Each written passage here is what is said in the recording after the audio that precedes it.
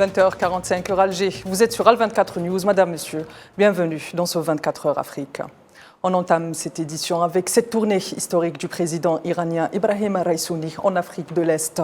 Et à cette occasion, et le pillage du richesse du Sahara occidental, encore une fois, dénoncé.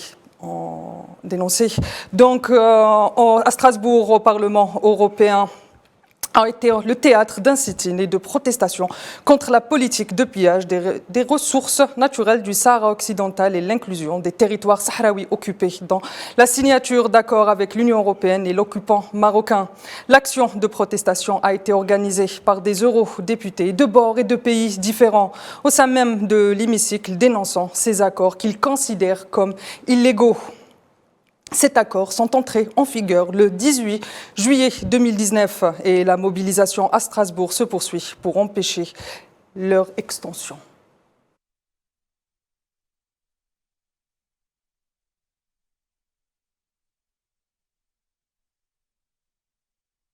Autre mobilisation au Maroc cette fois-ci, où le Front social ne lâche pas prise et continue à appeler à la mobilisation populaire. En effet, les appels à manifester se multiplient au Royaume, où sont prévues des actions de protestation samedi et dimanche prochains pour dénoncer la corruption qualifiée d'endémique et les restrictions des libertés.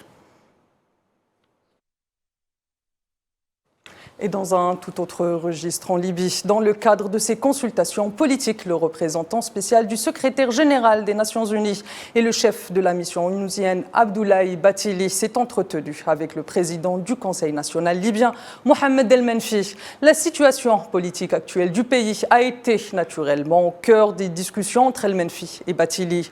Ils ont par ailleurs insisté sur l'importance de la participation de toutes les parties prenantes et des institutions libyennes en faveur d'une solution rapide en vue de la tenue d'élections qui répondent aux aspirations du peuple libyen.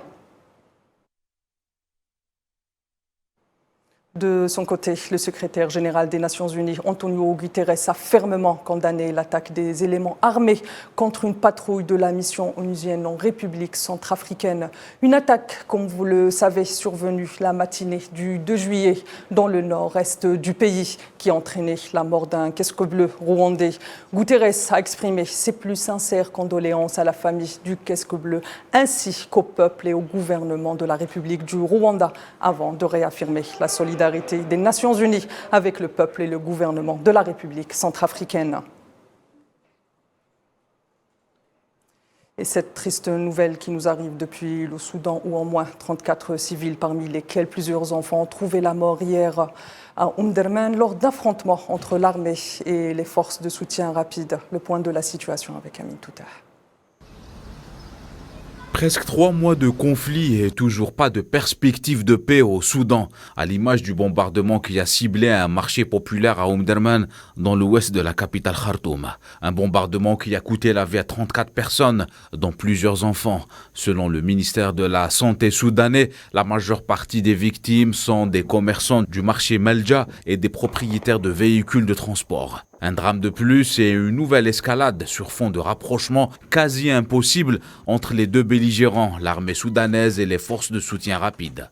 Dans ce registre, l'Organisation des Nations Unies a affirmé par la voix du chef de la mission pour le Soudan, Volker Perthes, que le pays est sur la voie de ce qu'il a qualifié d'une guerre civile qui serait selon lui susceptible de déstabiliser toute la région.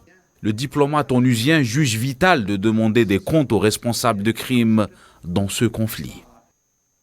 Les combats qui se déroulent au Soudan depuis 3 mois pourraient se transformer en un conflit ethnique, tribal et idéologique, bien plus proche d'une guerre civile totale. Sur le plan humanitaire, l'Organisation internationale pour les migrations avance le chiffre de 3 millions de déplacés après presque 90 jours d'affrontements.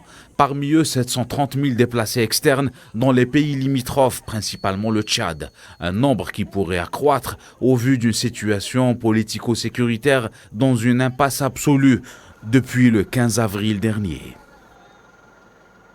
La Somalie a annoncé mardi la neutralisation de 50 terroristes du groupe Al-Shabaab, dont des chefs, lors d'une opération militaire dans le sud du pays. Des médias locaux rapportent que les forces armées et les forces locales de l'État de Jubaland ont mené une opération conjointe dans la ville de Wilmero, après que les forces conjointes ont affronté les terroristes dans la ville, ce qui a conduit à l'élimination de 50 éléments du groupe terroriste, y compris des commandants sur le terrain. Les quelques 10 millions d'électeurs malgaches sont désormais fixés. La présidentielle se tiendra avant la fin de l'année 2023. Le gouvernement a validé le calendrier électoral proposé par la Commission électorale nationale indépendante. Le premier tour de cette présidentielle se tiendra le 9 novembre prochain, tandis que le second tour, si nécessaire, aura lieu le 20 décembre prochain. Selon la constitution du pays, l'actuel président André Rajoelina devra démissionner 60 jours avant la date du scrutin. Et avant de clore cette édition, je vous propose un zoom sur l'économie algérienne qui connaît un nouveau souffle.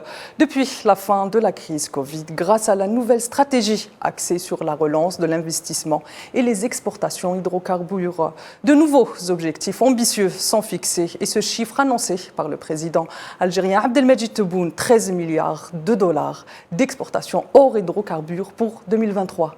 Retour sur cette stratégie avec Mélissa Nourmilet. La diversification économique sous ses formes les plus pragmatiques. Depuis quelques années, l'Algérie en a fait une marotte. Au sortir de la crise Covid, l'exécutif algérien a en effet jeté son dévolu sur la promotion des exportations, notamment celles hors hydrocarbures. Le président Abdelmadjid Tebboune n'a pas manqué une occasion de le rappeler. Une économie viable et pérenne se doit de prendre ses distances de la logique rentière. Des objectifs ambitieux mais mesurés sont alors fixés en matière d'exportation. Elle passe de 1,7 milliard de dollars en 2021 à 7 milliards de dollars en 2022, soit une hausse de près de 400%. Mais la dynamique en faveur de la promotion des exportations hors hydrocarbures n'est pas une opération du Saint-Esprit. L'Algérie a tracé les contours d'une stratégie claire ayant pour fer de lance la nouvelle loi sur l'investissement. Car pour pouvoir exporter, il faut d'abord produire localement. La production locale avec un taux d'intégration minimum exigé devient la pierre angulaire de cette stratégie. Un certain nombre de projets structurants sont lancés ou relancés dans plusieurs secteurs stratégiques, à l'image de l'agriculture, les mines ou encore les infrastructures. Le choix du partenaire étranger ne se fait plus au détriment du local. Désormais, la compétitivité, l'efficacité sont retenus comme uniques critères de sélection. Un signal fort est alors envoyé au secteur privé, appelé à prendre ses responsabilités, jouer son rôle de locomotive et s'ouvrir à de nouveaux marchés émergents et à leur tête l'Afrique. Là aussi, des marqueurs clairs sont identifiés. Succursales bancaires à l'étranger, nouvelles lignes aériennes et maritimes sont entre autres créées pour contribuer à l'essor de la communauté d'affaires algérienne en terre africaine. En 2023, pas moins de 1450 projets industriels sont en cours de réalisation en Algérie. Le pays se fixe comme nouvel objectif 13 milliards de dollars d'exportation hors hydrocarbures, à condition d'atteindre un taux de croissance de 4,5%. C'était donc Kherdine Batache qui nous a fait le récit de cette nouvelle stratégie algérienne. Madame, Monsieur, c'est ainsi que s'achève ce 24 heures Afrique. Pour plus d'informations, vous pouvez nous suivre sur l'ensemble de nos plateformes digitales. Quant à moi, je vous donne demain à la même heure pour plus d'actualités africaines. D'ici là, prenez soin de vous.